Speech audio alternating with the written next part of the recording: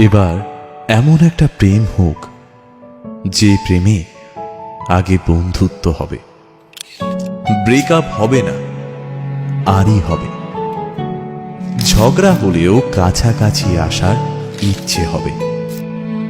Sunday suspense থেকে রাজনীতি, সব বিষয় গল্প হবে।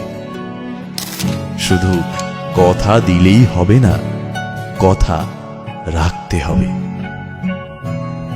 জীবনে হারি বা জিতে সে সব কিছুর অংশ হবে, মন খারাপের ওষুধ হবে।